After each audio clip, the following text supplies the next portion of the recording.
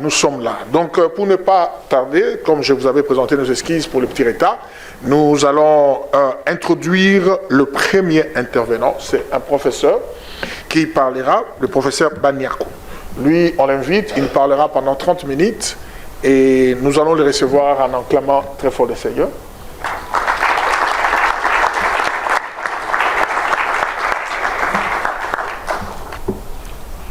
Merci beaucoup pour la parole.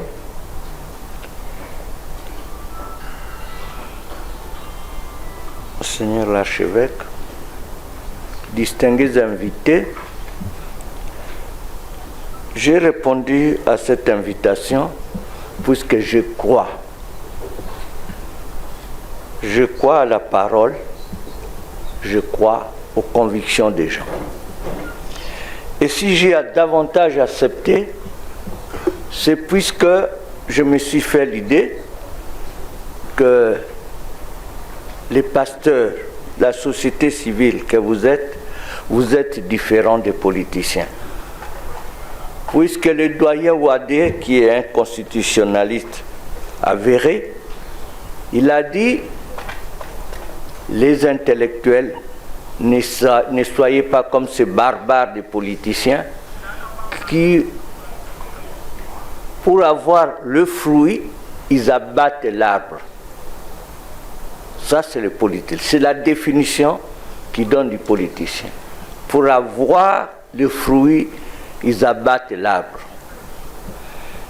Et je crois que la Constitution, tout comme ce qui représente les institutions, sont les fruits. Et généralement, la base qui est la population, qui font de ces dirigeants, de ces hommes, les valeureux représentants, ce sont ce peuple qu'on abat. Je voudrais ici faire peut-être une grande révélation, pas une grande, une révélation tout court. Si Dieu nous a créés, c'est puisqu'il nous voulait du bien. Il nous voulait du bien pour que nous fassions du bien. Or, je reviens, les politiciens, c'est celui qui veut faire du mal à son peuple.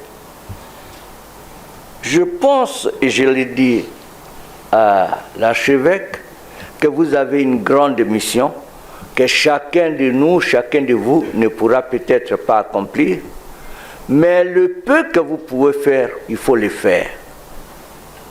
Cette nation doit être sauvée non seulement du corps, mais de l'âme. Et je crois et je suis très convaincu que les efforts que vous faites, rassurez-vous, ça porterait bien non seulement ici sur terre, mais là au-delà. Et j'y crois. Le sujet que je voudrais aborder, c'est le sujet de la révision constitutionnelle. Pourquoi j'aborde ce sujet? Puisque j'estime que c'est l'intelligence qui fait qu'un pays ait une constitution. Et pour qu'un pays ait une constitution, non seulement il faut réfléchir, mais il faut se donner la conviction que grâce à cette constitution, on va bâtir une nation. Mais malheureusement pour nous, nous avons eu le malheur que la constitution que nous avons, c'est une constitution élaborée entre les belligérants et pour les belligérants. On n'y fait pas attention, puisque ça se reproduit. Tout ce que nous avons aujourd'hui comme parti politique ou leurs dérivés, c'est surtout essentiellement des belligérants. Et c'est dans cet esprit qu'ils ont élaboré cette constitution, c'est-à-dire comment se partager les pouvoirs et comment rester le plus longtemps possible en échangeant tout simplement comme dans une chaise à musique. Si vous regardez bien notre constitution, ce n'est pas que je voudrais nécessairement, comme beaucoup le font, les débats pour le changement. Il ne s'agit pas de ça. Il s'agit de la révision constitutionnelle. Donc nous pouvons davantage améliorer au fur et à mesure que nous découvrons les intérêts du peuple, les intérêts de la nation et surtout de notre souveraineté. Dans notre constitution actuelle, si vous reprenez déjà dans le préambule, on ne parle pas de la souveraineté. Et ça, c'est quand même très grave. C'est que dès le départ, on a privé le peuple congolais les droits d'être souverain. Et je pense que personne, vous allez lire, si vous avez l'occasion, lire cette constitution au préambule déjà. Nulle part on ne parle de la constitution, de la souveraineté. Vous prenez l'article 1er, cet article 1er parle de l'état des droits, en quelque sorte, mais vous prendrez la place, l'état souverain, ça revient à la 4e position. État des droits, indépendant, je ne sais pas encore, et puis état souverain. Ça, c'est l'article 1er déjà. Donc, on a pratiquement mis la souveraineté dans une position, une portion. Pourquoi? Puisque ceux qui se partageaient les pouvoirs, ils n'avaient qu'à faire de la souveraineté. Et quand ils font allusion à cette souveraineté, article 5, la souveraineté, ce n'est pas l'État souverain. Ils disent, malin, la souveraineté revient au peuple. Donc, l'État congolais n'est pas souverain, c'est le peuple, puisqu'il manipule ce peuple, et la souveraineté se dissout dans ce peuple, l'article 5. Et moi, je me dis que c'est un des problèmes les plus graves, c'est que les Congolais ne prennent pas conscience de la réalité. On se bat pour les accessoires, alors que le fondamental n'est pas débattu. Il n'est pas débattu, puisque la Constitution, tant que les gens y pensent, ils voient un objet du pouvoir. Non, la Constitution, ce n'est pas un objet du pouvoir. La Constitution révèle à une nation ses objectifs et ce qu'il peut protéger ou doit protéger. Entre autres, c'est la souveraineté. Or, dans notre conflit, ça devient d'ailleurs, ça revient à l'article 2, quand on parle de la souveraineté. Et ça, cette souveraineté, ce n'est pas l'État qui est souverain, c'est le peuple, vaguement. Et un autre élément, à l'article 6, qui est très fondamental, c'est qui exerce le pouvoir. Ce sont les partis politiques qui expriment par le suffrage, ils expriment, comme on peut le dire, les droits de gouverner. Or, nous ici, l'intelligence des politiciens, ils ont trouvé que les partis politiques, c'est un problème de conviction, c'est un problème d'encadrement, c'est trop compliqué. Faisons les regroupements politiques. Et ça, c'est le plus grand piège. La Constitution dit que ce sont les partis politiques qui expriment par le suffrage le devoir de gouverner ou la volonté de gouverner. Et quand vous prenez les dernières élections, depuis 2006, toutes ces élections sont organisées en regroupement politique. C'est-à-dire que les partis politiques qui sont censés former, éduquer et orienter la volonté, ces partis politiques sont mis sous gouvernance ou domination des regroupements politiques. Et d'ailleurs, moi en son temps, quand on parlait de l'union sacrée de la nation, je dis qu'on ne refasse pas les expériences antérieures. C'est une forme de parti politique unique alors. Or ça, il fallait éviter. Et je crois, lors des consultations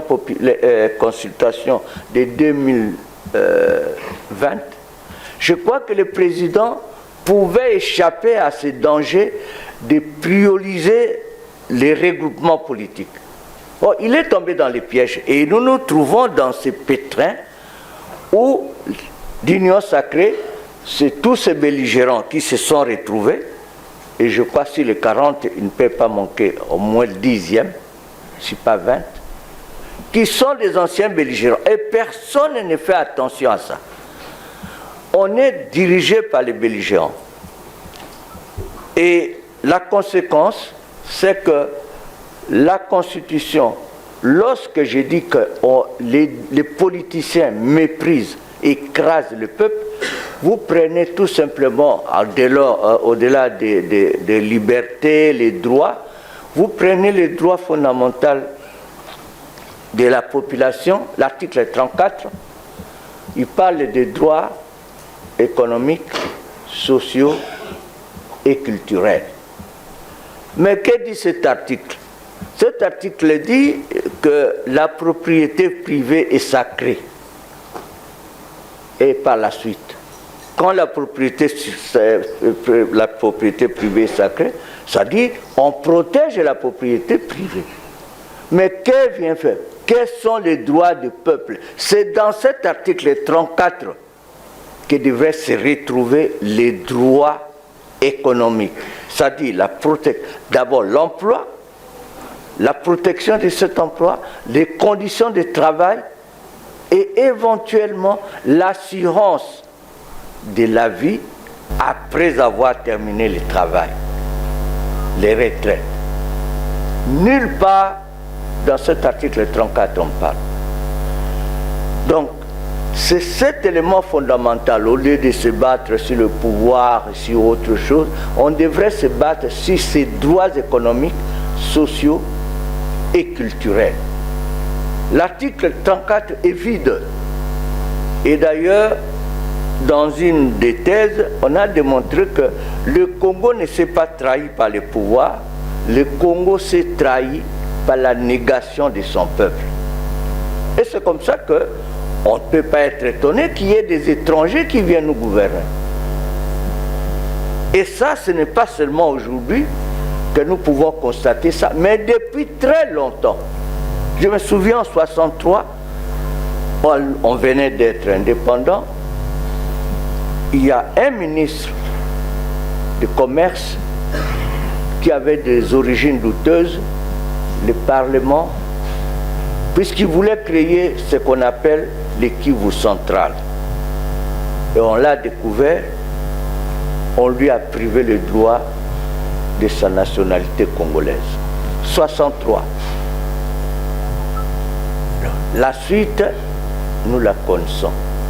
Puisqu'il y a des gens qui arrivent, qui se disent qu'ils sont les fils des Congolais et qui nous gouvernent, et on découvre par la suite qu'ils ne sont pas Congolais et personne ne s'en inquiète.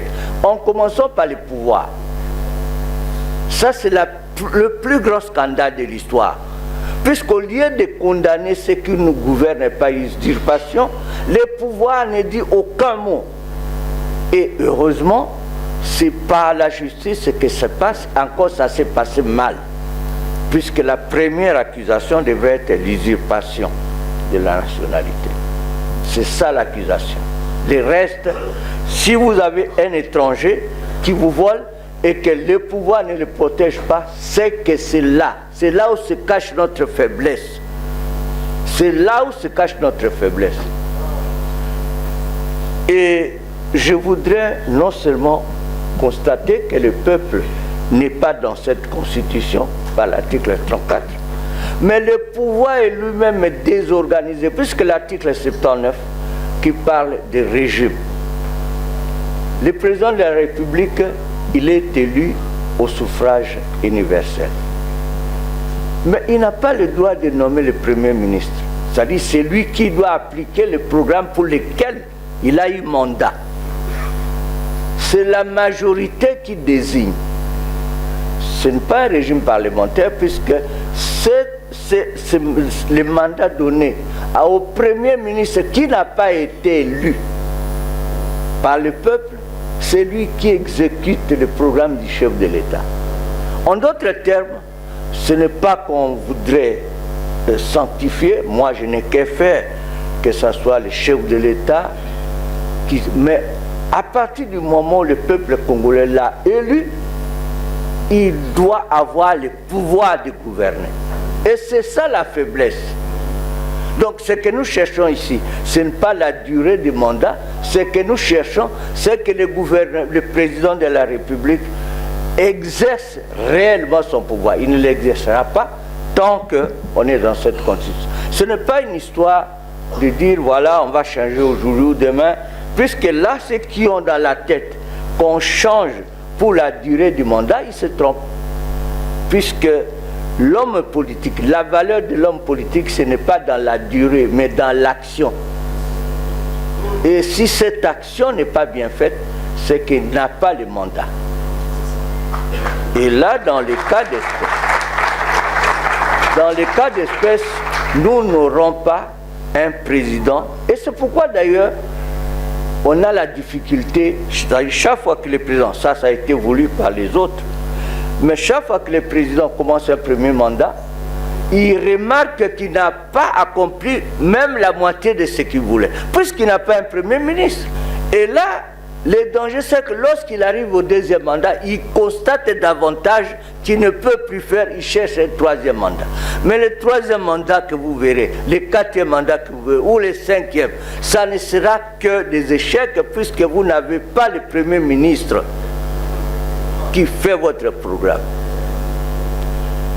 Et là, je crois qu'on ne comprend pas jusqu'aujourd'hui, même les meilleurs constitutionnalistes, ils ne comprennent pas que tant qu'on ne change pas cette disposition constitutionnelle, il n'y a aucun président de la République qui fasse 10 ans, 15 ans, il ne va pas réussir, puisque c'est lui qui exécute le Premier ministre, même si c'est lui qui a voulu qu'il soit là, mais ce n'est pas sa volonté, c'est la volonté de la majorité parlementaire.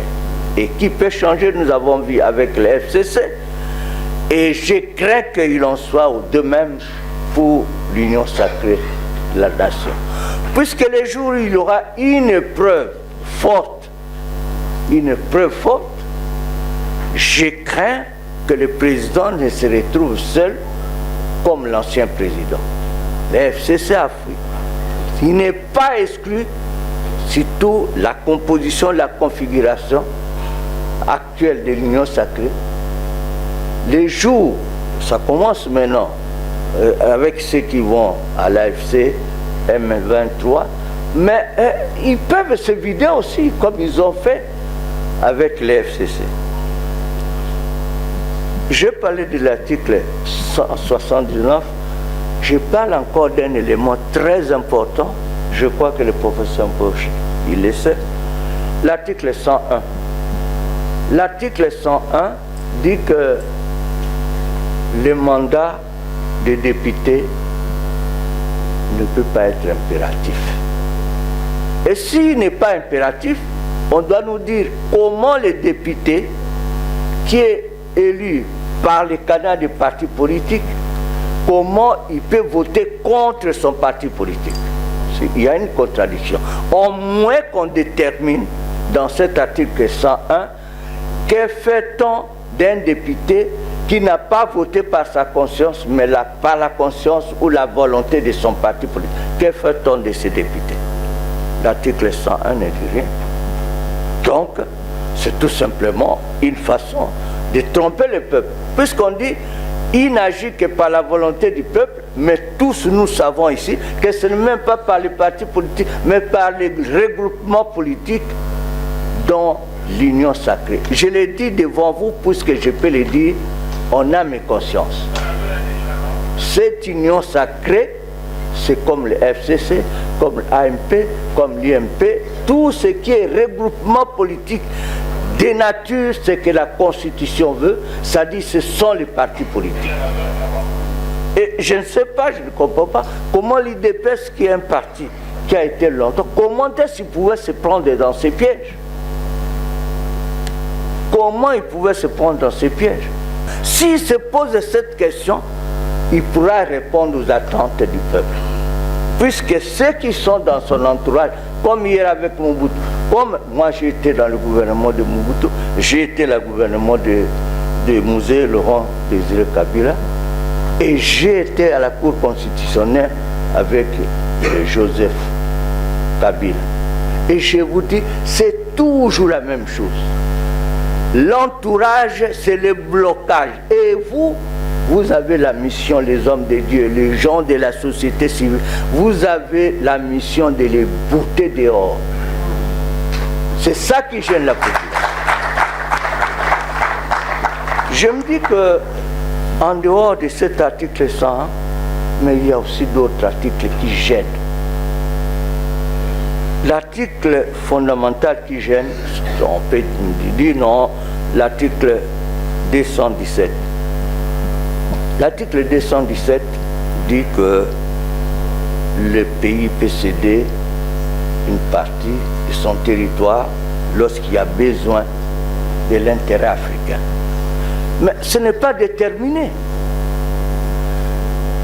Mais si c'est au nom de cet article que nous avons ici un chef d'état-major général qui est rwandais, est-ce que c'est possible? Je crois que cet article 217, ça pose quand même problème et nous devons y réfléchir.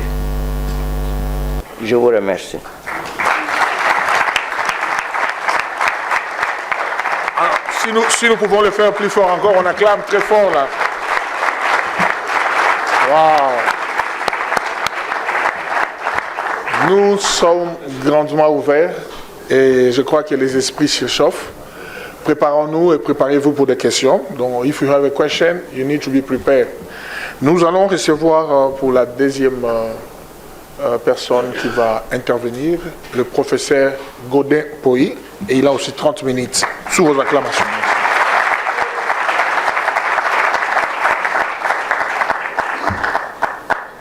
Mais merci à l'Éternel des armées, merci à l'archevêque président, merci aux pères qui sont là.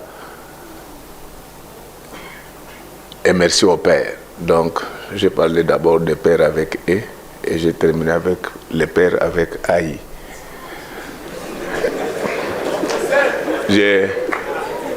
J'interviens ici en tant que pasteur et je voulais vous prévenir qu'il ne faut pas dire que lui, il est député national, qu'est-ce qu'il vient ici. Donc, je reste membre effectif de la société civile et il n'y a pas d'incompatibilité par rapport à notre constitution.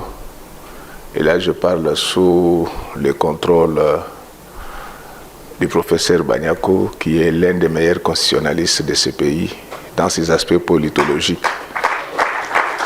Donc, chaque fois que vous me voyez, il faut m'appeler pasteur. Et lorsque nous rentrons dans la Bible, il y a des gens comme les Joseph d'Arimathée. Ils étaient membres du Sanhédrin, mais ils ont enterré Jésus. Lorsqu'on recevait les pasteurs à Babylone, Daniel était là. Lorsqu'on recevait les autorités à Babylone, Daniel était toujours là. Cela s'est produit également en Égypte. Quand Pharaon avait besoin de Joseph comme prophète, il était là. Et le jour où il a eu besoin de lui, comme premier ministre, il était là. Donc, ici, j'interviens comme société civile. Je remercie le professeur émérite Banyako, dont la pertinence de l'argumentaire n'est plus à démontrer. C'est parce que, au-delà de la théorie, il a une longue pratique. Il a exercé d'autres fonctions qu'il a refusé de décliner. Moi, je ne le dirai pas non plus. Mais vous avez compris à quel titre il a été parti prendre Étienne à Kabé-Kamanga. Donc, c'est quelqu'un qui sait tout ce qui s'est fait et le jour et la nuit. Mais moi, mon intervention sera circoncis autour des aspects économiques de notre Constitution. Souvent, quand on parle de la Constitution, les gens ne voient que les aspects politiques et institutionnels, mais il faut lire de l'article 170 à l'article 181, on ne parle que de l'économie et de la gouvernance.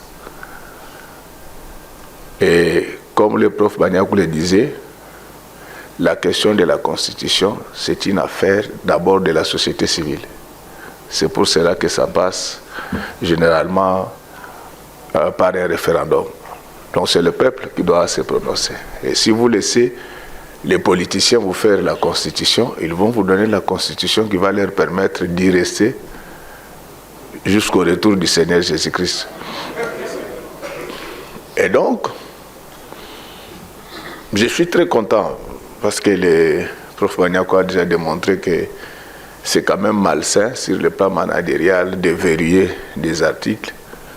C'est-à-dire que c'est comme si on a conçu une constitution qui va rester telle qu'elle. Or, la gouvernance rencontre beaucoup de difficultés. Nous avons tous entendu parler de l'accord ou du deal RDC, États-Unis d'Amérique. Mais malheureusement, beaucoup de gens n'ont pas fait un effort pour lire cet accord. Lorsque vous lisez cet accord, à son article 12, les Américains veulent que nous puissions fusionner toutes nos régies financières pour avoir une seule autorité de revenus, comme ça se passe en Ouganda, au Rwanda et ailleurs. Pourquoi? Parce que plus il y a d'interlocuteurs fiscaux, c'est du temps improductif, avec tout ce que cela génère comme enjeu financier. Mais c'est ces deals qui va nous pousser à changer la Constitution. Donc, lorsqu'on vous demande de fusionner vos régies financières, c'est-à-dire que vous devez modifier l'article 171 de la Constitution qui dit que les finances publiques du pouvoir central et des provinces sont distinctes. C'est-à-dire ce que le gouvernement central fait n'a rien à voir avec ce que les provinces font sur le plan des finances publiques. C'est pourquoi nous, sur le plan national, nous avons un budget. Au niveau des provinces, ils ont des édits budgétaires. Alors, lorsque vous allez au niveau de l'article 220, on vous dit qu'aucune révision constitutionnelle ne peut avoir pour objectif la réduction des prérogatives des provinces. Lorsque nous supprimons les régies financières provinciales, donc nous avons réduit les prérogatives financières des provinces. Et donc, il faut changer la Constitution. Ça, ce sont des problèmes de gestion. Alors, il y a un choix qu'il faut faire. Nous sommes l'Église, c'est nous qui vivons avec ce peuple. Soit nous acceptons de rester avec cet accord et nous allons continuer avec notre PIB de misère de 92 milliards de dollars, soit nous fusionnons les régies financières et nous avons un investissement de 500 milliards de dollars sur une période de 15 ans. Encore faudra-t-il souligner que ce n'est pas firmé dans les deals, dans l'accord RDC États-Unis. Il est dit que tous les nouveaux projets qui vont surgir doivent être portés à la connaissance des Américains. Et l'avantage d'avoir de tels investissements, ça va nous permettre un peu d'échapper à la méchanceté des politiciens. Lorsqu'il y a ces entreprises qui viennent, ce sont de nouveaux emplois qui se créent. Avec les nouveaux emplois, ce sont de nouveaux salaires qui seront redistribués. Donc, en attendant que je m'occupe de leur détournement, chacun pourra avoir un emploi stable quelque part où il se gère automatiquement, indépendamment de... Donc ça, ce sont des problèmes. Donc les politiciens ne vous le diront pas et ils viendront vous dire non, on ne touche pas, c'est verrouillé. Merci, prof, de l'avoir révélé. Mais ça, ce sont des problèmes de gestion. Et donc, en tant qu'Église, nous devons nous prendre en main. Nous devons déjà commencer nos réflexions aujourd'hui et faire entendre notre voix. C'est nous qui sommes majoritaires. Donc, cette affaire-là va faire que tous les articles peuvent être modifiés dans le respect des intérêts supérieurs de la nation. Nous sommes toujours au niveau, c'est à la section 5 qu'on parle de finances publiques dans notre Constitution. Vous avez entendu parler du phénomène RAM. Mais qui a induit le gouvernement en erreur? C'est la Constitution congolaise. Le prof Baniako a lu plusieurs constitutions. Lorsque vous lisez la Constitution française, la légalité de l'impôt et de la taxe est affirmée dans la Constitution. Mais ici, on nous amène une Constitution où on affirme que la légalité de l'impôt. Et c'est ce qui fait que le gouvernement a crié que la taxe n'a fait pas besoin d'une légalité. Donc ça doit être complété au niveau de la Constitution. Comme le prof Baniakou le disait, nous sommes dans un pays. Le malheur de nous Congolais, c'est que quand nous lisons la Constitution, nous mettons à côté la photo du président en exercice. C'est ça qui fausse les débats. Lisons la Constitution de la manière neutre. Quel est ce pays où le président de la République élu au suffrage direct a moins de prérogatives que son premier ministre? Donc c'est comme dans une famille où le papa est contrôlé par sa femme et ses enfants. Non, soyons clairs. Et quand ça ne marche pas, tout le monde passe à la télé et dit « Papa président », le papa président là, il est incompétent inconstitutionnellement. C'est malsain. Ça, ce sont des choses qu'il faut modifier, quel que soit celui qui sera président. Et lorsqu'on parle même de la durée là, mais sur le plan économique, il y a des problèmes. Lorsque vous voyez, on donne les mandats de 5 ans, de 4 ans, de 7 ans, en management économique, il y a des explications qui accompagnent cela. Pourquoi on donne les mandats de 5 ans? C'est parce qu'en économie, il y a une différence entre un budget, un programme et un plan. Un programme, c'est en ayant 5 ans. Donc, vous allez me juger après 5 ans. Vous le savez mieux que moi, qu'en management public, nous avons 4 ressources fondamentales. C'est les ressources matérielles, c'est les ressources financières, c'est les ressources humaines, mais c'est aussi tant comme ressources. Vous m'avez donné un mandat, mais donnez-moi quand même du temps. Donc vous m'épousez aujourd'hui, vous me déclarez stérile après 2 semaines de mariage. Il y a un problème. Et vous allez constater que dans ces 5 ans de mandat, en réalité, je suis acteur. Vous ne travaillez que pendant 3 ans. Parce que la première année, vous êtes dans des conciliabiles, il faut trouver la majorité comme il a démontré. Ça va vous prendre 1 année. Et dès que vous essayez un peu de vous réchauffer, les gens de la CENI commencent à vous réclamer l'argent pour les prochaines élections. Et imaginez-vous, lorsque vous travaillez, même vous les pasteurs qui travaillent dans les systèmes rotatifs, lorsque vous savez que dans 1 année, vous devez quitter la paroisse, la motivation n'est plus la même. Et donc ça, sur le plan économique, ce sont des questions que nous devons analyser froidement. Et aujourd'hui, sur le plan empirique, il est démontré que les pays où les présidents font de longs mandats sont stables.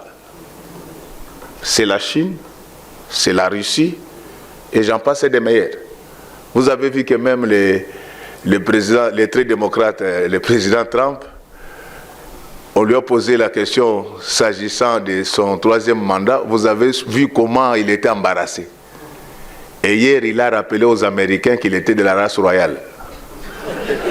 Oui, il a dit qu'il est cousin à Charles. Donc tout ça, c'est une façon de vous dire que vous voulez me faire partir pendant que je suis de la famille royale.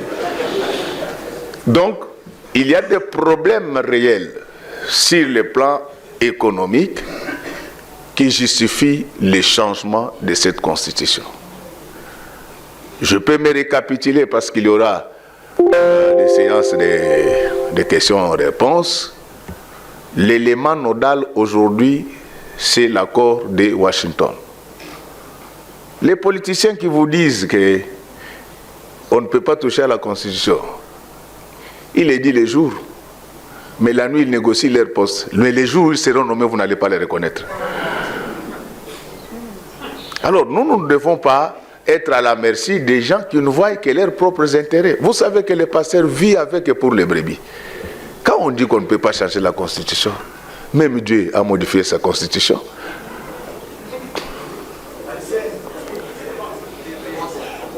Dieu a modifié. Je vais vous l'expliquer.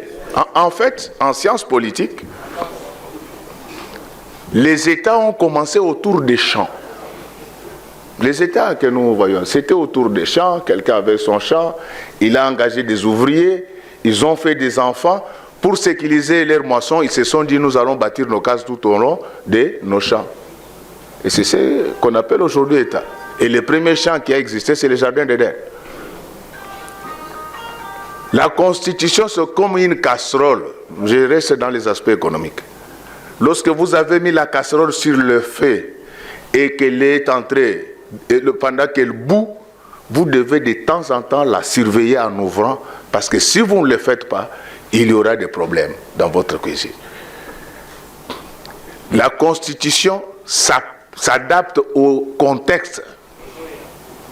Nous sommes dans les jardins d'Éden, où Dieu n'avait un État avec comme démographie des personnes. Vous allez voir que Dieu n'a pas créé beaucoup d'articles au niveau du jardin d'Éden. Il ne pouvait pas dire à Adam que tu ne commettras pas l'adultère, parce qu'à part Ève, Dieu n'avait pas encore créé une autre femme. Alors nous parlons de quoi? Donc la Constitution évolue avec les contextes. Lisez bien la Bible. Hein?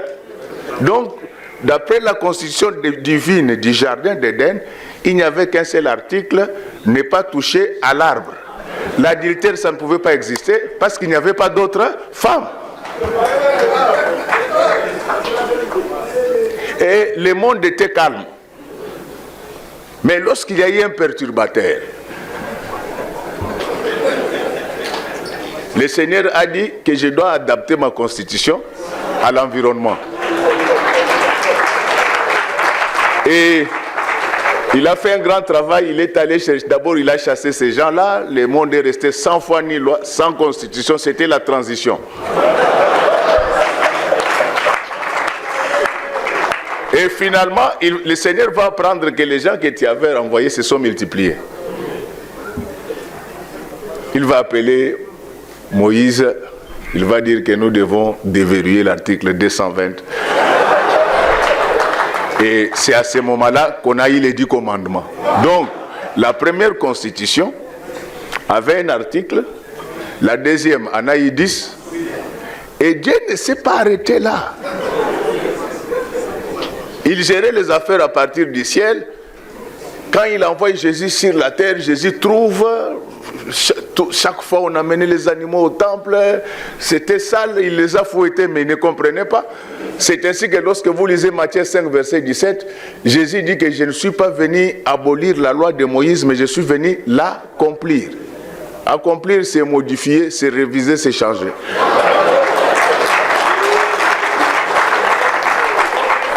Et c'est depuis ce temps-là que Moïse a été complété. Moïse et prophètes ont été complétés par Matthieu, Marc, Jean, Luc. Donc, avec l'évolution actuelle de notre cadrage macroéconomique, nous sommes en droit d'adapter notre constitution aux réalités économiques actuelles. Et donc, nous en tant qu'Église, nous allons toucher à tout ce qui peut favoriser le bonheur de la République démocratique du Congo. Et je vous ai donné les éléments. Nous sommes dans l'accord de Washington. On nous demande de fusionner toutes les régies financières. Vous ne pouvez pas le faire sans toucher à l'article 220. Et il y a des problèmes réels. Nous sommes dans un pays où le président est dépouillé de tous les pouvoirs. Ne suivez pas les apparences. En remontant dans nos mémoires, nous pouvons encore revivre le feuilleton président de la République et son premier ministre Lukamba. Est-ce que le pays a besoin de ce genre de contradictions? Donc, bref, mon propos était de vous faire voir que aujourd'hui il y a des problèmes économiques qui justifient les changements de cette constitution, mais nous ne pouvons pas le faire de manière brutale. Nous devons déjà préparer la population. Parce que les politiciens attendent. Ceux qui ne seront pas nommés, ce sont eux qui vont se réveiller pour dire ne touche pas à ma constitution. Et ça sera tard. Nous devons commencer maintenant à sensibiliser nos paroissiens, nos membres, pour leur faire voir qu'il y a des problèmes économiques avec l'actuelle constitution. Elle n'est pas en phase avec l'accord de Washington. Or, cet accord ne va pas changer seulement le PIB de la RDC, mais vous allez voir même la santé de nos dîmes et de nos offrandes, comment il va s'améliorer avec les nouveaux emplois qui seront créés. Et nous devons travailler pour que le président ait plus de pouvoir que le Premier ministre. Et quand nous allons présenter notre démarche, il faut éviter de mettre la photo d'un président à côté de la Constitution, mais la lire de la manière neutre. Il y a des problèmes réels, techniques, surtout sur le plan de gouvernance, et c'est pour cette raison-là que nous devons la toucher. Il est anormal que vous vivez dans un pays où la légalité de la taxe n'a pas été affirmée dans la Constitution. C'est extrêmement grave. Je me récapitule en disant que nous sommes la société civile. L'affaire de la Constitution nous préoccupe au premier plan. Nous devons maintenant nous réveiller et ne pas nous laisser subir les dictats des politiciens. Parce que si vous ne vous occupez pas de la politique s'occupera de vous et à sa manière. Voilà les peu de mots que j'avais pour vous. En attendant des jeux de questions et de réponses, je vous remercie pour votre aimable attention. Est-ce qu'on peut faire un peu plus fort encore? Can we clap just for what was talking here? Oh, wow. C'est comme ça que nous disons, c'est une matinée de réflexion et d'échange. Là, je crois que toute personne ici présente commence à comprendre. Nous ne serons pas traînés comme des enfants, ballottés comme n'importe qui, mais au moins nous serons des responsables à des décisions et aux engagements que nous prenons. Voilà, nous allons recevoir le troisième intervenant. C'est au nom de révérend Espérance Mbakane. Nous l'invitons. Pour 10 minutes, il nous parlera aussi.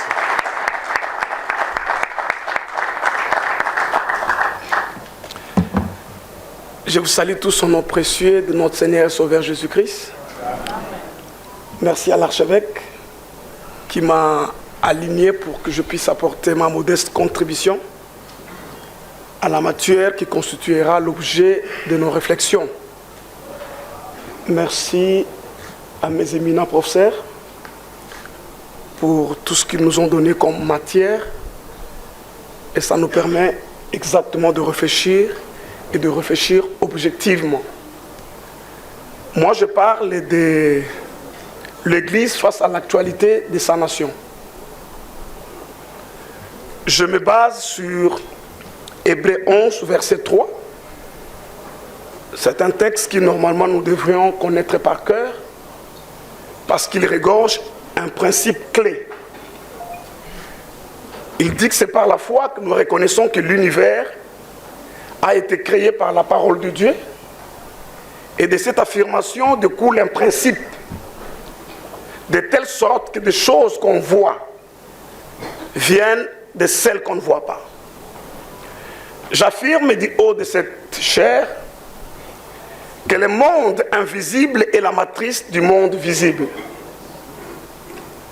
Si vous trouvez quelque chose dans le monde visible qui n'a pas été conçu dans l'invisible, néanmoins vous trouverez des ramifications qui les lient au monde invisible.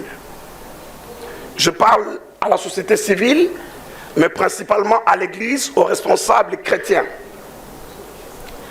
Lorsque nous parlons de l'actualité, c'est lorsque la mutation ou le transfert s'est exercé correctement de l'invisible vers le visible. Je pars avec cette illustration. Un jeune homme dans la vingtaine et au bout de 3 ans a fait des conquêtes extraordinaires. De telle sorte que toute l'actualité du monde connu de l'époque tourne autour de lui. Vous imaginez bien sûr que je parle d'Alexandre le Grand et l'Empire grec. Il a tellement, en très peu de temps, impacté son monde que votre et notre Nouveau Testament est écrit en grec. D'ailleurs, lorsque Galates 4 dit que lorsque les temps firent accomplir, Dieu envoya son Fils né d'une femme, né sous la loi. L'expression lorsque les temps firent accomplir veut dire il y a 2 éléments que Dieu attendait que leur mise en place soit au point pour ainsi lui permettre d'envoyer son Fils.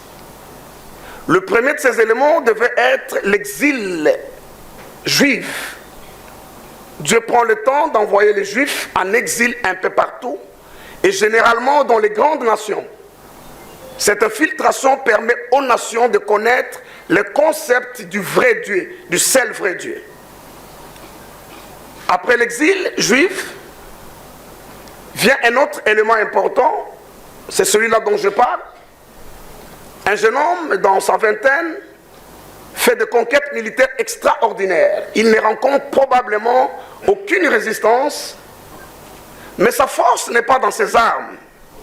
Sa force est dans le pouvoir de sa culture. Avec tout ce que vous connaissez de la philosophie grecque, et d'ailleurs notre civilisation est appelée gréco-romaine, vous pouvez dire judéo-chrétienne, ça ne change rien. Parce que notre mode de fonctionnement, notre mode de logique, notre raisonnement est basé sur les raisonnements qui est parti de la Grèce antique, ou du moins qu'il a développé. Il prend sa langue, il l'impose comme la langue connue de l'époque. Le troisième élément arrive avec des Romains qui, eux, font des infrastructures avec le fameux adage « tout chemin mène en Rome ». Et ces 3 éléments réunis, Dieu s'est dit « c'est le temps que mon fils vienne ». Le monde connu de l'époque, le monde connu plutôt, n'a qu'une seule langue.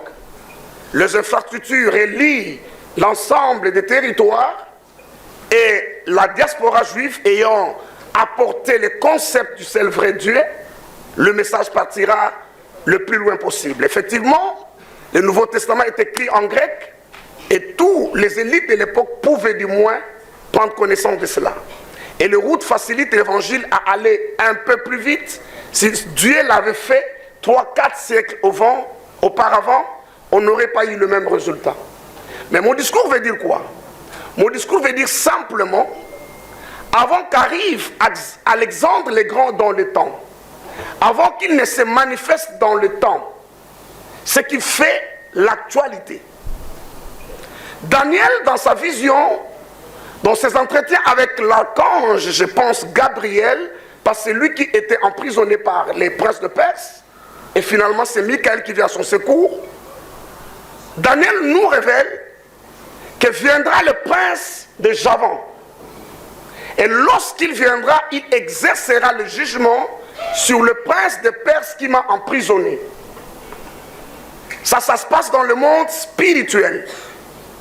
Et finalement, lorsqu'Alexandre le Grand arrive, et la manière dont il renverse l'empire, le puissant royaume de Perse et de Mède, n'est que l'accomplissement de ce qui s'est passé dans le monde spirituel que Daniel a vu. Alors, si vous interdisez à Daniel de s'intéresser à ce que vous appelez l'actualité, ou si Daniel se paye le luxe de ne pas s'intéresser à l'actualité de sa nation, qui le ferait mieux que lui?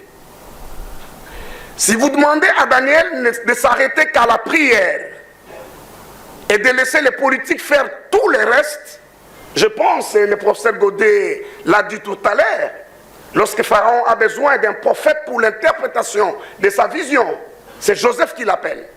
Mais c'est le même Pharaon qui dit plus tard, où trouverions-nous un homme aussi intelligent et aussi sage que celui-ci? Cela résume dans le fait qu'il a eu la possibilité, avant que l'actualité ne se manifeste, je vais me répéter là-dessus. L'actualité n'est que la manifestation de ce qui a été conçu dans l'invisible. Lorsque Pharaon a son songe, il n'y a pas d'actualité de cette année de vache grasse, il n'y a pas d'actualité de cette année de vache maigre. Lorsque l'actualité se manifeste, décider de mettre à l'écart celui qui a eu le privilège d'accéder dans l'invisible pour voir ces choses, veut dire que vous aurez du mal à rectifier les équations. Tout à fait intéressant, mes amis. Je crois que ce concept ne plie à démontrer. L'Église, face à l'actualité dans sa nation, elle ne devrait pas attendre que l'actualité ne se manifeste. Je lis dans les annonces, mon archevêque parle des leaders qui doivent faire entendre leur voix prophétique. Tout ce qui est prophétique est lié à l'esprit, à la capacité de pénétrer le monde invisible pour voir qu'est-ce qui se passe et qu'est-ce qui arrivera demain. Et tous ceux qui ont eu la possibilité, d'une manière ou d'une autre, d'avoir accès dans les fréquences spirituelles, ils doivent s'engager résolument à refuser qu'ils soient mis à la touche lorsque ce qu'ils ont vu se manifeste en forme d'actualité. C'est pour cela que le professeur Godet a dit que lorsqu'on avait besoin d'interpréter cette écriture en langue, cette fois-là, c'était pas la Randi Kamara Babobo Roshi, c'était plutôt écrit, mais en langue. On a eu besoin de Daniel. Pas seulement qu'il s'arrête là, mais qu'il apporte également sa sagesse à la gouvernance. Je vais m'arrêter là en disant, c'est que nous, on appelle actualité dans le temps. Parce que la réalité, la vérité plutôt, est que dans l'éternité, le temps n'existe pas. N'attendons pas que des choses se manifestent et que nous soyons surpris comme tout le monde. Je ne vais pas insister là-dessus, parce que la plupart des événements qui se sont passés dans cette nation et même dans les autres nations de la terre, l'Église en a été avertie.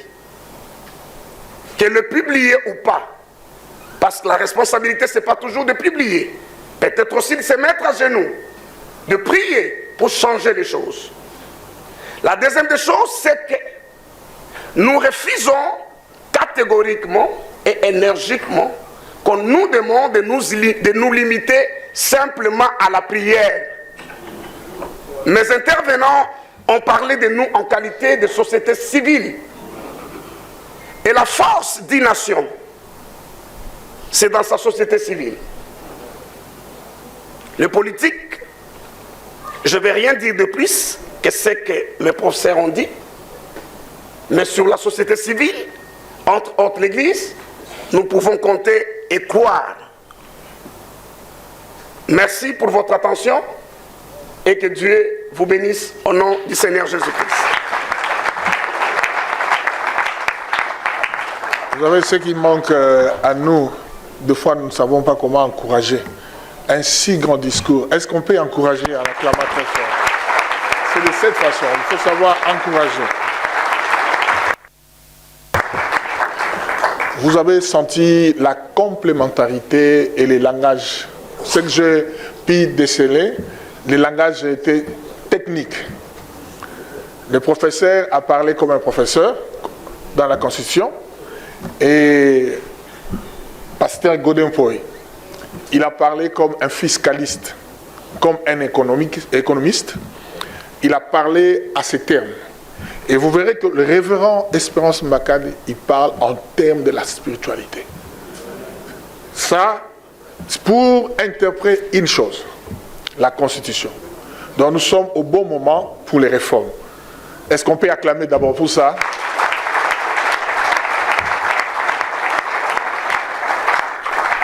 J'allais vous lire, introduire cette étape importante. Déjà bon, nous allons prendre quelques questions. Donc, je crois que ce qu'on a fait, c'était le changement de la Constitution. Mais on ne l'a pas réussi. On n'a pas réussi à donner une Constitution digne des peuples souverains. Et lorsque nous avons cette constitution, je pense qu'il serait plus humble de dire que nous allons réviser cette constitution dans le sens noble du terme.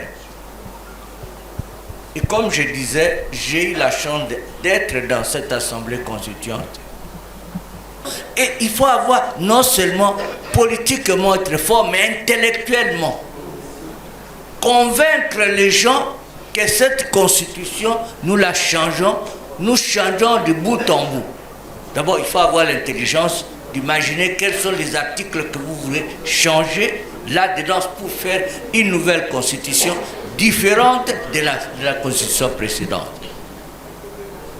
Et de mon expérience, j'ai vu Mobutu quand il a lutté vers la fin, puisque je suis entré au gouvernement vers la fin, pour avoir une nouvelle constitution différente des constitutions de partis uniques, il n'a pas réussi. J'ai vu Kabila le père se battre pour changer la constitution, il n'a pas réussi. Kabila a réussi puisque c'était une constitution des armes. Et ça, il faut le savoir. Là où on était, ce sont des belligérants qui parlaient. Ni la société civile, ni les partis politiques ne pouvaient pas parler. Donc, il ne faut pas vous imaginer que comme ça, en chantant ou en dansant. Non, c'est très compliqué de changer une constitution. Il faut avoir de la matière intellectuelle pour dire que la première, elle n'est pas bonne, et donner la matière pour la seconde que vous voulez changer. Non, je pense que faisons les choses simples. Merci. La révision constitutionnelle signifie que nous changeons les articles qui ne sont pas compatibles à l'intérêt du peuple. Et ce n'est pas en termes d'une personne, ce n'est pas en termes des intérêts des personnes. La deuxième question de madame sur la discrimination, je crois que l'article 14 qu'elle évoque, c'est un article qui ne doit pas aller dans le sens de parité 50. C'est un principe. Cet article est inscrit pour lutter contre la discrimination à l'égard des femmes. Et je pense que de la même manière, ce n'est pas seulement les genres, mais aussi les générations. Donc, je crois que si nous obtenons les principes et que nous l'améliorons, ce principe, le nombre de personnes, ça ne compte pas. Ce n'est pas moitié-moitié qui ferait changement. Merci. Ce n'est pas moitié-moitié qui ferait changement. Et il ne faut pas entrer dans les mythes de dire il faut qu'il y ait une femme, il faut qu'il y ait un homme, puisque nous voyons dans la réalité ce que cela veut dire. Soyons corrects, arrêtons nos principes, pas de discrimination comme un seul homme, que ce soit les hommes et les femmes, luttons contre la discrimination à l'égard des femmes, luttons contre les violences faites aux femmes, mais il ne faut pas aller dans les chiffres, puisque les chiffres, ce n'est pas la qualité. Merci. Merci. Nous donnons aussi l'espace au professeur Godet, pasteur Godet, comme il aime qu'on l'appelle. Il va... Merci. Et j'insiste qu'il faut m'appeler pasteur. Et quand vous m'appelez pasteur, il ne faut pas dire qu'il avait porté la tenue de Simon Kimbangu. Donc, je ne l'ai jamais fait. Ce sont les trucs montés par l'intelligence numérique. J'ai un grand respect pour Papa Simon, mais je n'ai jamais porté son pagne. Je suis vraiment pasteur du mouvement du réveil.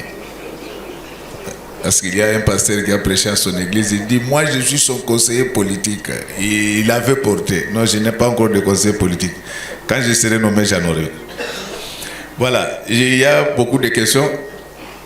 Et nous commençons par celle du pasteur Israël, Poi. Il dit, budget, programme et plan. D'après vous, quel serait le nombre d'années suffisant pour que le mandat soit réussi? Et en théorie des organisations, il y a ce qu'on appelle la théorie de la contingence. On n'applique pas les textes de la même manière dans des environnements différents. J'ai insisté sur le fait que le budget, il est annuel, les plans, il est quinquennal, les programmes, il est quinquennal, donc de 5 ans. Et on est dans un plan lorsqu'on est au-delà de 5 ans. Mais dans les faits,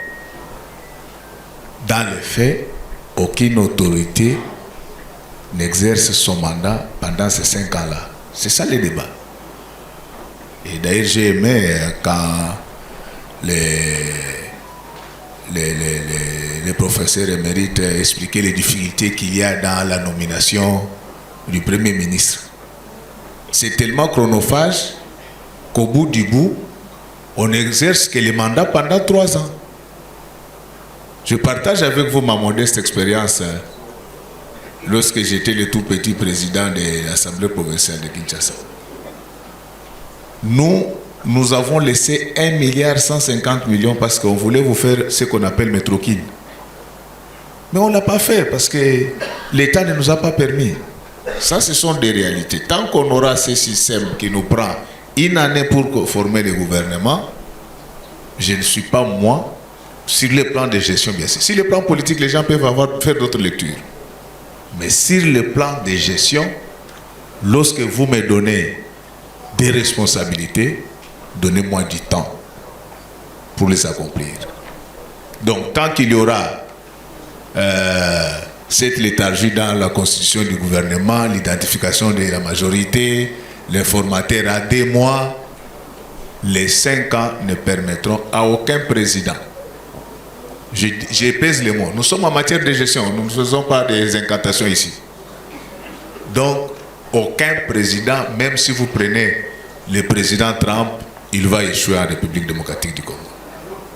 Et là, nous avons 2 cas de figure, soit aller dans le sens du prof Baniakou où il faut accélérer le processus de nomination, soit il faut prolonger de 2 ans. Comme ça, vous avez le temps de faire toute la procédure et les gens vont travailler effectivement. Ce n'est pas pour rien que les spécialistes des sciences économiques ont établi cette différence entre un budget, un programme et un plan. Donc, tout est question de contexte. Et j'insiste, aujourd'hui, il est établi que dans les pays où les présidents font des longs mandats, il y a plus de stabilité. Vous n'allez pas comparer. Pourquoi l'Europe est faible? L'Europe est devenue faible notamment à cause de ses courts mandats. Vous n'allez pas comparer Poutine à Macron. Poutine connaît le monde. Macron, il vient, il fait quelques temps, il part, mais Poutine a vu tout le monde défiler. Aujourd'hui, vous voyez ce que la Chine est en train de faire. Elle concurrence dangereusement les États-Unis. Donc, les États-Unis qui, à la fin de la Deuxième Guerre mondiale, avaient comme quotité du PIB 50%, sont aujourd'hui descendus à 26% et la Chine est déjà à 17%. Et même dans la vie sociale, vous allez voir que souvent les nouveaux mariés se chamaillent régulièrement. Ils n'ont pas encore l'expérience du mariage. Mais les gens là qui ont déjà fait une femme avec qui vous avez déjà fait 25 ans de mariage, ce n'est plus votre femme, c'est votre collègue. Donc il y a la stabilité. Et nous pouvons le démontrer de manière théorique et de manière empirique. L'Europe ne fait que baisser sur le plan de gouvernance. Évidemment, vous allez me parler des États-Unis, mais aux États-Unis, on a le gouvernement dans les jours qui suivent l'élection du président. Et là-bas, il n'y a pas de premier ministre. Donc nous devons éviter des comparaisons bâtards. En sociologie, on dit, pour comparer des choses, il faut qu'il y ait une certaine analogie entre elles. Et cette analogie peut être soit de contexte, soit de structure. Donc le président des États-Unis n'a pas besoin d'un premier ministre. Il peut faire 4 ans. Et moi, les dangers, c'est de lire la Constitution en cataloguant un président. Là, nous faisons les débats. Analysons des choses froidement. La deuxième question, c'est l'article 14 de Madame Tabita. Il faut la comprendre. Hein? Vous savez que les mamans, pour leur parité, elles sont prêtes à mourir parce que c'est constitutionnel. C'est constitutionnel, on doit appliquer ça. Mais le problème, c'est que maintenant, dans la pratique, trop peu de femmes s'engagent dans la vie politique. Mais nous avons, donc on pourrait avoir les débats par la suite, je suis président d'un parti politique, nous avons cherché les femmes à aligner pendant les élections. Le révérend Kajemar, là, il est témoin. Il n'y en avait pas assez. C'est ce qui fait que, et pourtant l'avantage qui nous a été accordé par la loi électorale, c'est que si vous avez une liste où il y avait déjà cette parité-là, vous étiez exempté de la caution. Mais nous avons parcouru les églises, il n'y avait pas... Je sens que vous vous êtes engagés, mais il faut sensibiliser davantage les femmes pour que cela n'arrive. Tout ce que le président fait maintenant, c'est par rapport à ses convictions personnelles. Mais lorsque vous regardez même pendant les élections, nous sommes à l'Assemblée nationale, il y a de moins en moins de femmes. Et pourtant, sur le plan démographique, les femmes sont plus nombreuses que les hommes. Donc ça, c'est un problème d'engagement, comme les profs étaient en train de le dire. Je sais qu'il y a des femmes de qualité maintenant. Vous avez été défavorisés par l'histoire, mais maintenant ça va.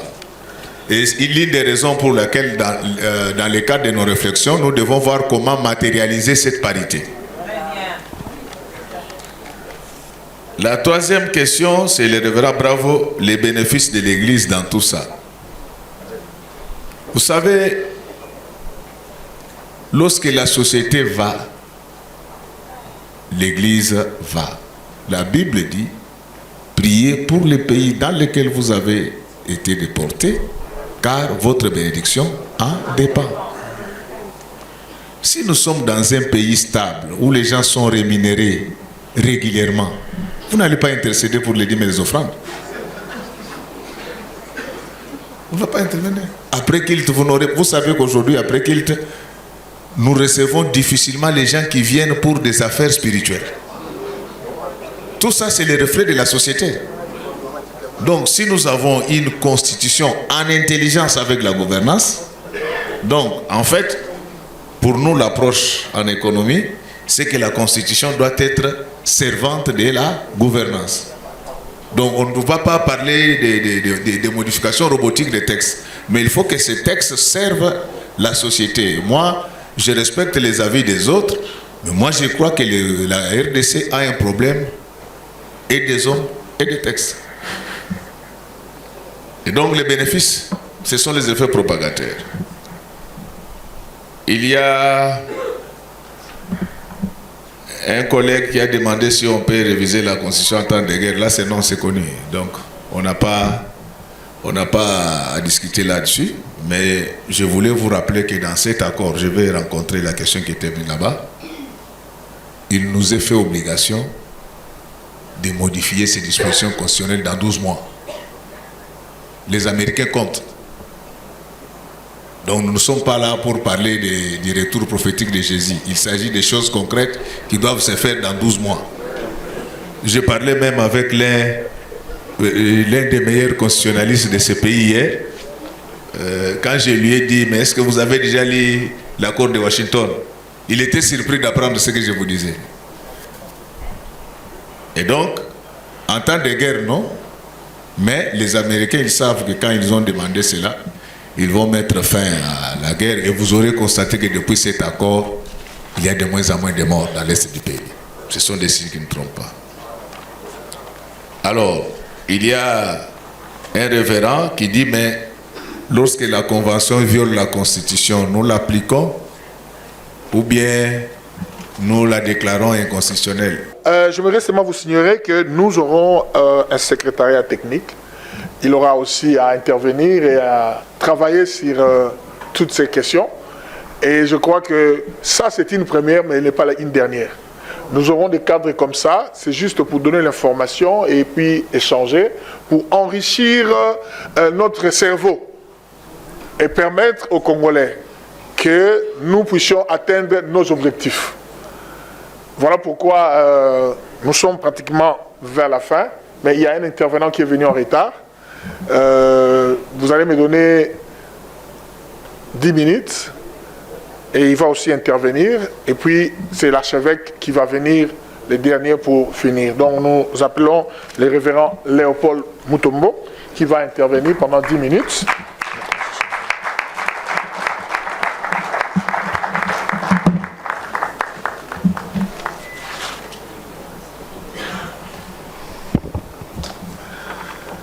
C'est pour nous à la fois un honneur de prendre la parole ici, parler dans le cadre justement de ce grand sujet de révision au changement. Je pense que dans toute l'histoire des nations, toutes les constitutions ont été à un certain moment revues ou retouchées ou carrément mis de côté.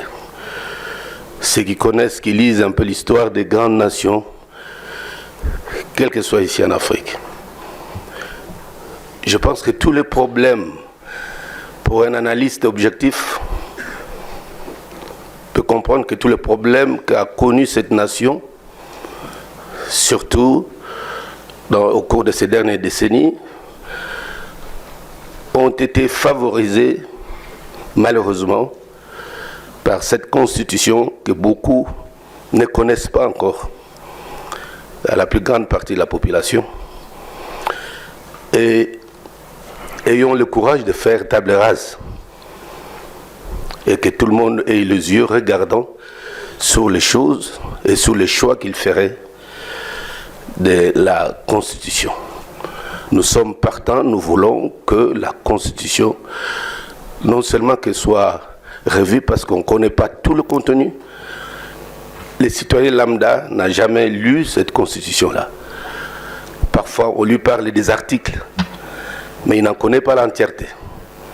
Je pense que la chose qui va permettre à tout le monde de comprendre, c'est que ce qu'une constitution d'une nation doit être vue, encouragée par tout le monde.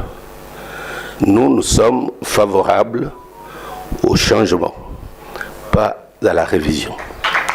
Merci. J'ai fait moins de 10 minutes, je pense que ça va. Merci. Est-ce qu'on peut acclamer très fort pour le révérend Léopold? Merci.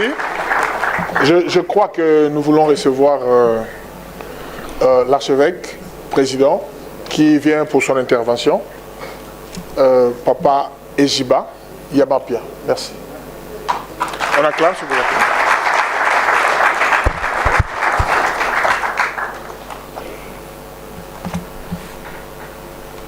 Bonjour tout le monde.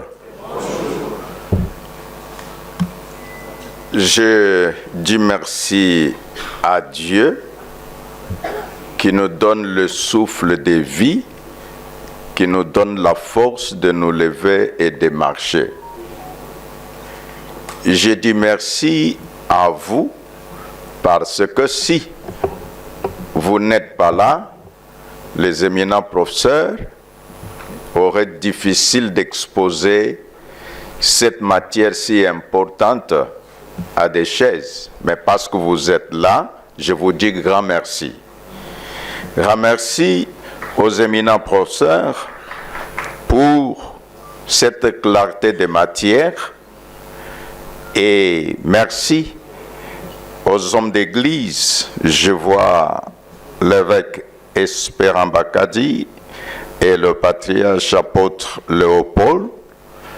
Merci à tous les pères qui ont accepté de sacrifier de leur temps.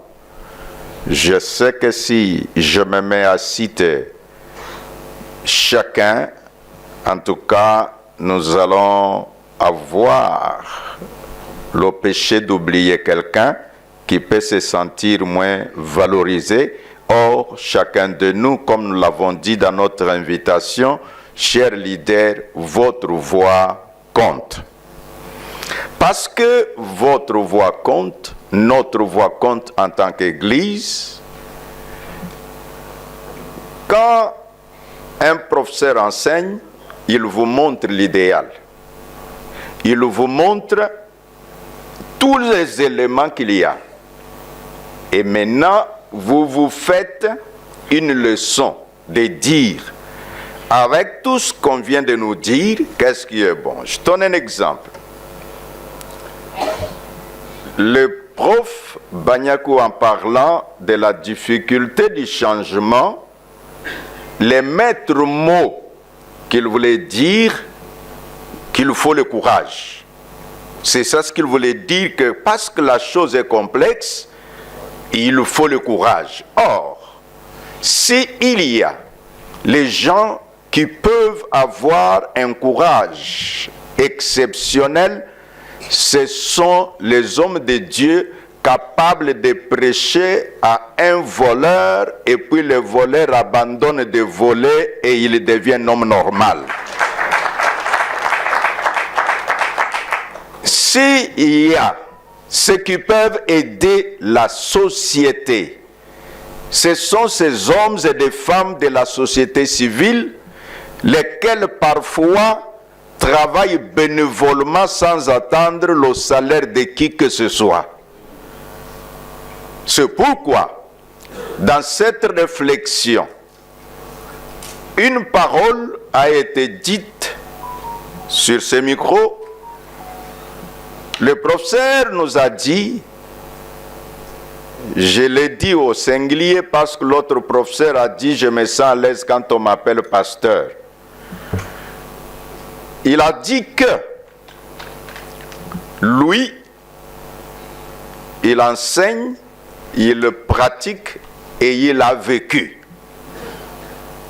Partant de là, son expérience, ses connaissances, son vécu, il ne voit pas en quoi on peut trouver dans la Constitution un article qu'on appelle verrouillé.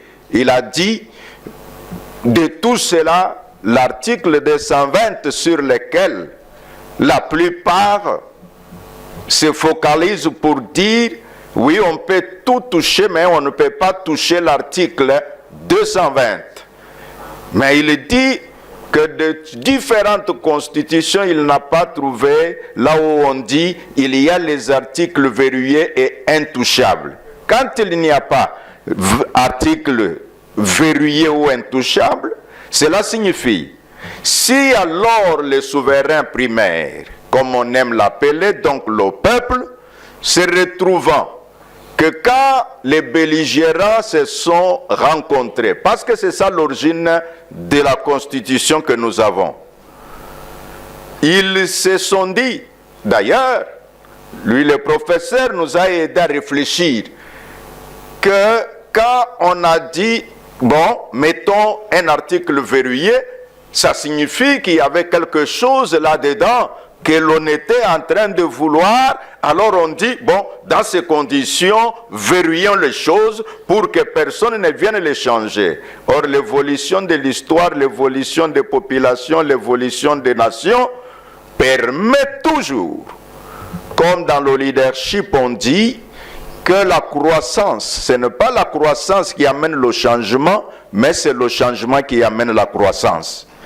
Partant de là, nous disons que nous ne pensons pas avoir convoqué ces journées ou matinées de réflexion, comme qui dirait, réformer la Constitution, pour nous, ce n'est pas changer les règles pour les hommes. Ce n'est pas ça le leitmotiv.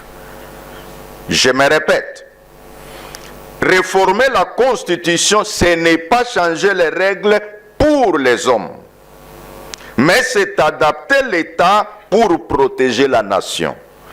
Et cela fait appel à la notion de souveraineté. Donc la souveraineté de notre nation nous tient à cœur. La gouvernance, comme on vient de nous parler avec des termes économiques, nous tient à cœur. Et parce que nous avons parlé de réformes constitutionnelles, les uns parlent de mon changement, les autres parlent de mon révision. Mais si déjà un document, 2006, on a dit c'est la naissance de la Constitution, 2011, on dit non, il y a des choses qu'on doit réviser. Et nous nous posons la question, est-ce qu'on ira seulement de révision en révision ou nous emboîterons les pas comme disait le patriarche, l'apôtre Léopold tout à l'heure en disant la bonne chose serait carrément de mettre les documents et dire où sont les articles, parce qu'on dit que dans notre constitution il y a l'article 220 qu'il ne faut pas toucher, et le peuple dira quoi? Est-ce qu'on doit demeurer avec un document qui a été travaillé sans votre accord? Le peuple réellement n'a pas été consulté quand on avait fait cette constitution-là. Or, quand il y a changement de constitution, il y a ce qu'on appelle la loi référendaire. Cette loi référendaire permet à la population de dire, si nous disons oui, ça veut dire quoi? Et on explique à la population les conséquences soit du changement, et la population dit, si tel est le cas, il est normal que l'on puisse changer. Et ça fait que la population, ayant participé, a la capacité aussi de s'approprier. Imaginez-vous comme on nous a montré ici par les éminents professeurs, que le président de la République, en termes de président, ne voyait pas le visage de quelqu'un, voyait la fonction constitutionnelle. C'est lui qui va vers le peuple. C'est lui que le peuple dit, oui messieurs, nous sommes d'accord que tu prennes les règnes de la nation entre tes mains. Il reçoit le mandat du peuple. Maintenant, il dit, j'ai besoin du Premier ministre pour savoir comment on va gérer la chose publique. La Constitution lui dit, monsieur, tu as le suffrage universel, mais sauf tu n'as pas le pouvoir de nommer le Premier ministre. Et il doit se retourner où c'est chez les députés. Et je l'ai dit quand nous étions avec les confessions religieuses, moi-même avoir été député élu pendant 5 ans, mais là-bas, c'est... Ils disent même, en politique, il n'y a pas de cadeau. Oui, oui, si tu seras Premier ministre, il faut que je sache effectivement qu'est-ce que... Et alors, on devient, en termes de dire, finalement, le Premier ministre pratiquera le programme de qui? Pratiquera-t-il le programme du président de la République ou il pratiquera le programme des parlementaires? Et c'est là le problème. Et là, nous, comme peuple, nous disons, non, non, si nous avons donné mandat au président de la République, le Premier ministre doit aussi pratiquer le programme du président de la République. Voilà pourquoi nous pensons que réformer la Constitution ou les réformes constitutionnelles, je disais, ce n'est pas changer les règles pour les hommes, c'est adapter l'État pour protéger la nation, c'est empêcher la balkanisation. Parce qu'il y a des articles dedans. Quand on dit vous pouvez céder une partie de votre souveraineté, et cela au profit de l'unité africaine. Mais ça se trouve dans la Constitution. Ça, ce n'est pas la Bible. Parce que vous me direz, pasteur, vous avez vu la Bible, tonine, bilokwana ezal na Constitution. Et alors, quelqu'un vous dira, bon, vous comprenez, au nom de la paix, bon, je ne sais pas quel type de paix, est-ce que c'est une paix réelle? Voilà pourquoi nous disons qu'en tant que leader, nous devons nous parler. Et pour cela, quand disait tout à l'heure le prof en disant que le changement de la Constitution, ça nécessite une adhésion populaire. Et nous ne pouvons pas, nous, comme Église, nous targuer la poitrine en disant nous sommes les seuls à résoudre le problème. Non. C'est pourquoi nous avons dit aux membres de la société civile, en disant qu'il nécessite, ou il y a nécessité d'avoir une coalition. Donc les différentes forces en présence, les confessions religieuses, la société civile dans sa diversité, et nous établissons un cadre de concertation. Et dans ce cadre-là, un secrétariat qui fonctionnera, qui permettra que toutes ces questions que nous n'avons pas pu répondre de long à large, peut-être les deux professeurs n'ont pas eu du temps, parce qu'imaginez-vous, ils enseignent ces choses pendant des heures et des heures, mais ce n'est pas en 45 minutes qu'ils peuvent nous débobiner tout ce qu'ils peuvent avoir comme et matière en tant que théorie, et matière en tant qu'expérience vécue, et alors les conseils, et encore les conseils, quand on vous donne les conseils, on dit, en pratiquant ces conseils, voilà ce qu'il faut éviter, toutes ces choses. C'est avec les ateliers, c'est avec encore davantage de journées de réflexion que nous arriverons à ce que chacun de nous comprenne la chose et il va s'approprier. J'entendais là-bas quelques amis qui disaient « Écoutez la voix de la jeunesse, écoutez la voix de la jeunesse ». Mais quand vous prenez cette jeunesse, imaginez-vous celui qui peut avoir 30 ans maintenant, en 2006, il avait quel âge? Vous avez la réponse. Ça veut dire ce qui s'est fait, lui n'était pour rien dans tout cela. Et alors, est-ce que on va dire, oui, tu es né, tu as le droit de subir, ou on va dire, tu es né, tu as grandi, il faut qu'on t'intéresse à la chose de ta nation.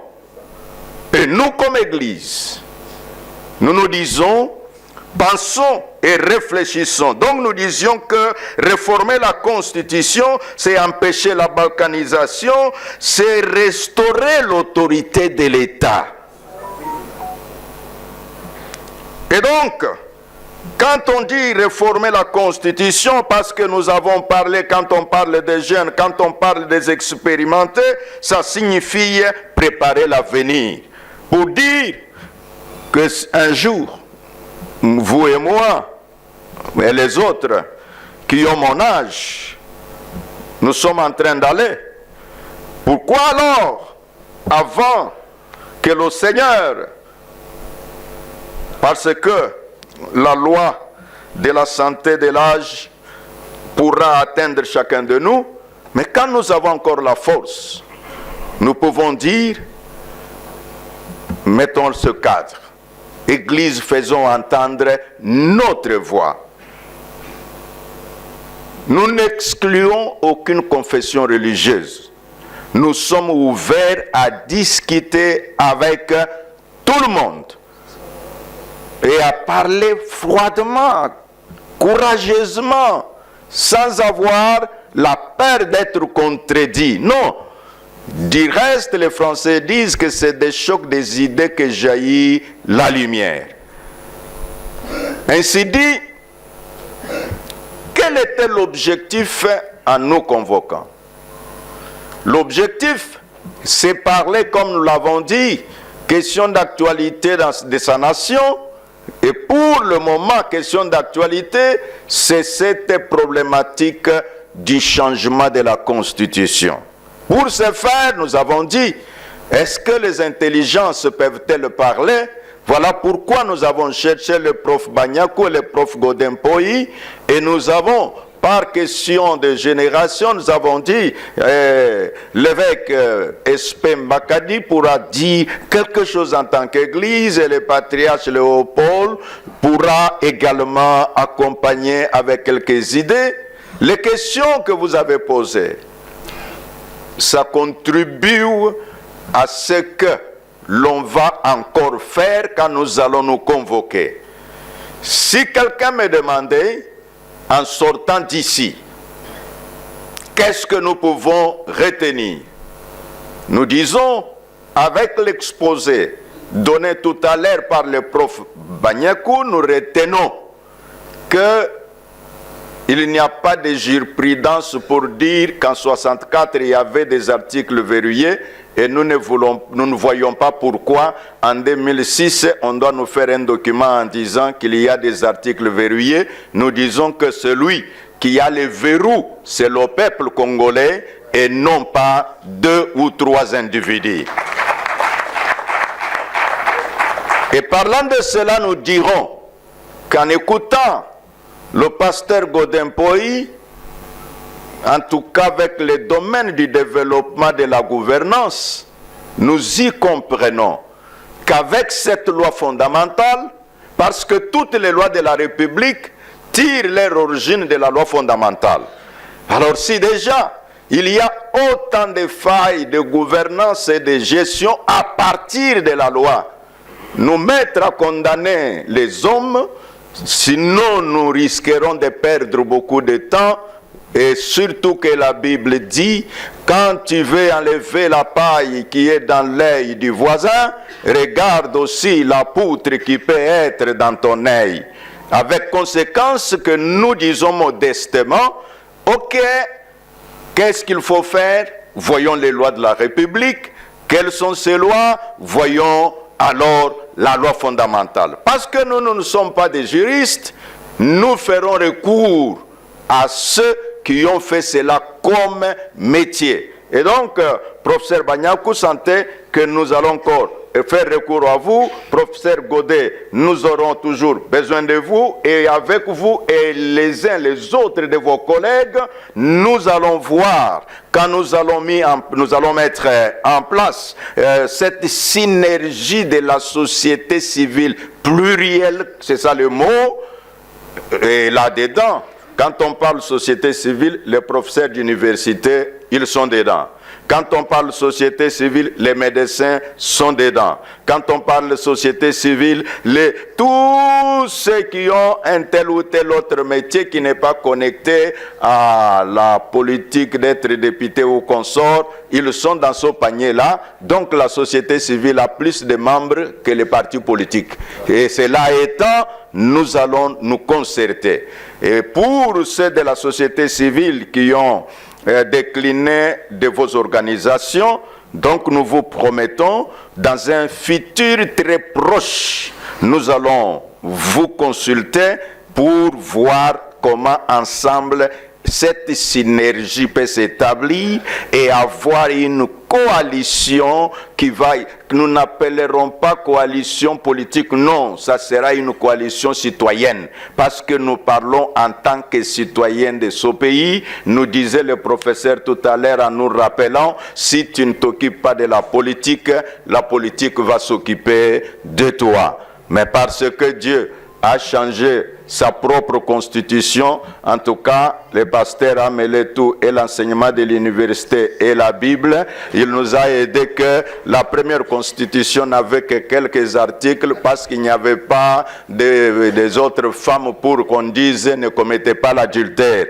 Quand les femmes se sont multipliées, alors Dieu a dit il faut revoir les choses. Et donc nous aussi, si Dieu lui-même a fait de l'évolution dans sa loi, et à quoi bon la République démocratique du Congo ne peut-elle pas aussi faire l'évolution avec sa loi fondamentale? Est-ce que l'Église de la République démocratique du Congo, êtes-vous d'accord que nous puissions aussi parler notre langage à propos de la Constitution? Et donc, êtes-vous d'accord que nous puissions dire aux Congolais que si Dieu, sa propre constitution a connu de l'évolution, pourquoi nous aussi, en République démocratique du Congo, notre loi fondamentale ne connaîtra pas de l'évolution? Vous êtes d'accord avec moi? Et donc, parce que vous êtes d'accord avec moi que le changement de la Constitution n'est pas un tabou, et nous dirons, nous sommes des personnes majeures, nous affronterons la question avec beaucoup de courage, nous affronterons la question.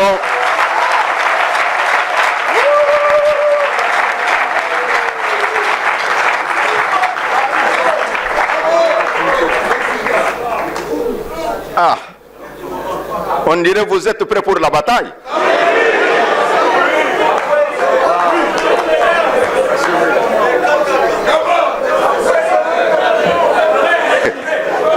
Merci. Le prof disait que la question est si fondamentale et complexe, mais les pasteurs répondent qu'ils sont prêts à affronter tous les démons qui seront sur le chemin.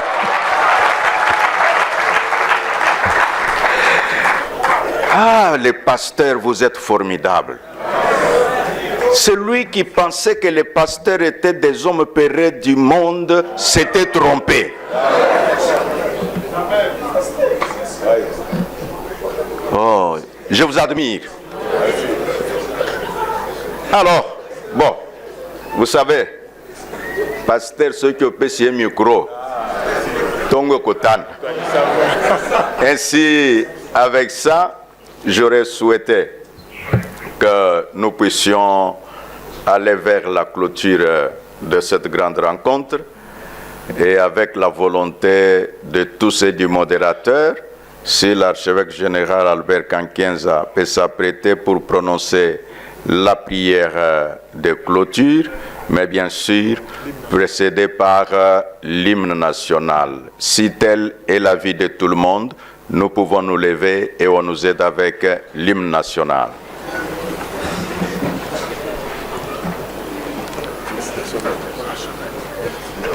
L'hymne national.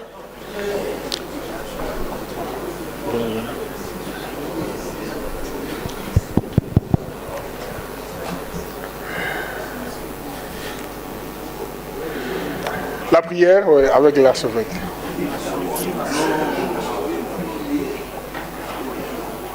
Prions.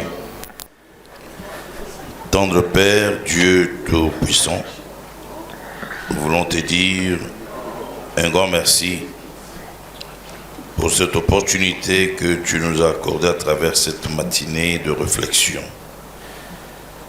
Merci pour toutes les interventions qui ont eu lieu, qui nous ont beaucoup édifiés. Que toute la gloire te soit rendue. Et je recommande les prochaines rencontres entre tes mains afin que le Saint-Esprit continue à illuminer les yeux de nos cœurs. Et tout ceci pour la bonne marche de notre pays. Laisse qu'à toi seul soit le règne, l'honneur, la louange et la gloire, aujourd'hui et pour toujours. Dans le nom de Jésus, nous te disons tous Amen. Amen. Merci, j'aimerais donner une précision. Nous allons rester calmes après l'hymne national. Les officiels sortiront, donc les intervenants.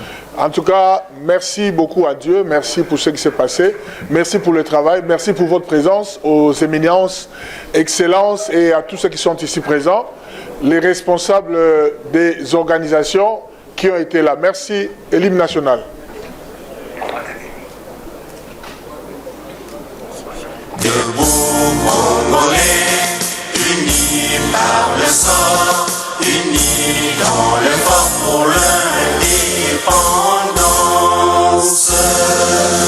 Dressons nos fronts, longtemps groupés, et pour de bon, prenons le plus bel élan, dans la paix au peuple ardent. Par le labeur, nous bâtirons un pays plus beau qu'avant, dans la paix citoyenne. Entonnez l'hymne sacré de votre solidarité, fièrement saluez l'emblème d'or de votre souveraineté. Congo, don béni, Congo, des aïeux, Congo, au pays, Congo, bien-aimé, Congo, nous peuplerons ton sol et nous assurerons ta grandeur. 30 juin au doux soleil, 30 juin du 30 juin, jour sacré soit le témoin, jour sacré de l'immortel, serment de liberté, que nous léguons à notre postérité pour toujours. Merci. C'est la sortie des officiels, l'archevêque et tous les révérends, les honorables qui sont ici devant. C'est un processus. Nous sommes en train de réfléchir sur les réformes constitutionnelles. Partant de là, je commençais avec les chefs de confession religieuse. J'ai parlé avec les jeunes et les femmes leaders de confession religieuse. Et maintenant, j'avais ici à l'hôtel du fleuve Congo les leaders des mouvements de réveil en République démocratique du Congo et une partie de la société civile. Avec eux, nous avons pu réfléchir à l'aide des exposés des professeurs, notamment le prof Banyakou et le prof Godin Poy.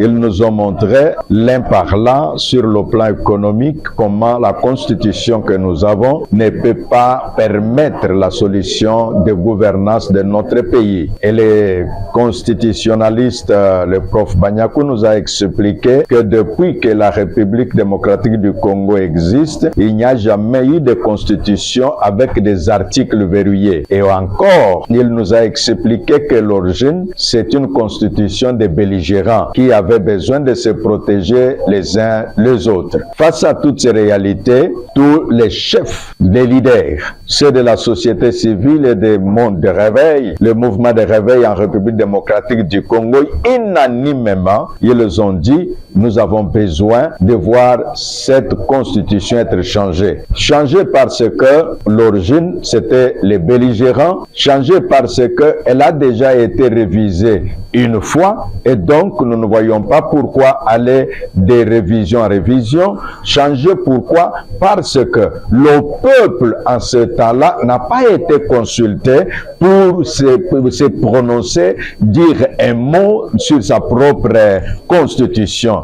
Voilà un peu ce qui a été l'objet. Et en conclusion, nous nous sommes entendus qu'on va voir une coalition et des leaders religieux et de la société civile. Toutes les confessions religieuses sont les bienvenues. Et dans cette synergie, ça nous permettra de parler, de donner un message ecclésiastique à notre peuple en fonction de la loi fondamentale du pays. Le message pour nous, c'est de dire au peuple congolais qu'il est temps de prendre votre destinée en main et d'avoir la constitution à laquelle vous-même vous avez dit oui, à laquelle vous-même vous vous êtes impliqué. Donc, on ne peut pas vouloir garder une constitution qui n'avait que pour besoin résoudre la crise des guerres des belligérants de l'époque et qu'aujourd'hui, nous avons besoin d'une constitution de développement. Voilà le message que nous donnons à notre peuple. Merci beaucoup, Namassola Lelo. C'est que tu peux retenir les amis. Société civile, donc nous, l'Église aussi, nous avons compris que Togotika Mboka la Bissoté n'a pas constitution antique oyo toyebi yango malamu te toyebi pe bande na yango te de mingi na kati na yango eza biloko ezomona biso na esclavagisme. Cependant nous sommes un pays indépendant. Alors c'est comme ça que selon lui entre nous pour dire que ça d'accord, nous mettons la main, nous donnons notre énergie en fait que la constitution ya mboka ezala changer. Toza pour abolir te, mais nous croyons en modification pour la améliorer. Ça veut dire non seulement modifier mais comme même eloko oyo kotikala pour que Congolais à vivre comme esclaves na mboka na oyo sazola indépendance. Nous avons un message à lancer surtout à la jeunesse parce que ce n'est pas un début, nous avions commencé il y a maintenant 3 jours. Alors je dirais à la jeunesse, cette jeunesse qui n'a pas été là présente en 2006, que ça attribue l'important n'est pas ce qu'on a fait, mais ce que faisons nous-mêmes de ce qu'on a fait de nous. Il est temps que nous prenions les choses en main, qu'on définisse nous ce que nous voulons voir pour aujourd'hui et pour demain. Cette constitution n'a pas forcément un problème d'évolution ou de constitution, mais surtout un problème lié à une faillite. La faillite, c'est que ce sont des personnes qui avaient des armes, qui ont dû se mettre pour réfléchir ou imposer une constitution. Aujourd'hui, nous voulons que cela change, que nous voyons des clauses à mettre qui peuvent sécuriser la jeunesse et sécuriser les devenirs, ainsi que nos terres et nos sous-sols. Et donc voilà pourquoi nous disons, prochainement nous allons annoncer les descentes sur terrain auprès des jeunes, avec Ponamboka, la confession religieuse, mais encore l'église de réveil sous l'initiative de l'archevêque Gilbert Mapia, afin que nous commencions à parler à la jeunesse, à expliquer le contexte, les enjeux. Espérons que la jeunesse va accepter et comprendre cela. Parce que si nous comprenons ce que nous sommes en train de faire, ça nous permettra d'agir avec efficience et avec efficacité dans nos réflexions. Nous devons d'abord remercier les organisateurs qui nous ont une fois de plus associés à cette grande rencontre, qui est la suite de celle organisée samedi, dans laquelle il y avait été décidé de la création des journées de réflexion citoyenne avec la participation de toutes les couches de la population. Nous avons remarqué remarqué la participation d'un plus grand nombre de jeunes et cela nous satisfait parce que nous pensons que les questions de souveraineté, les questions qui touchent à l'avenir d'un peuple, doivent être les questions qui intéressent beaucoup plus la jeunesse. Nous ne devons pas délaisser la jeunesse à un rôle secondaire. Aujourd'hui, il était question d'exposer la Constitution dans ses failles et comme dans ses points forts. Nous avons l'intervention de beaucoup d'éminents professeurs qui ont éclairé notre lanterne sur la Constitution. Nous demandons à la jeunesse de ne pas avoir peur. Comme a dit l'archevêque président, c'est une question de courage. Tout ce qui est lié à la nation est une question de courage. Et pour ce qui est du courage, il n'y a pas de sujet tabou. Nous allons affronter toutes les questions de la nation tant que cela concerne notre souveraineté. Nous disons à la population, il est temps d'écrire l'histoire. Il n'y a pas de question de se laisser manipuler par les politiques.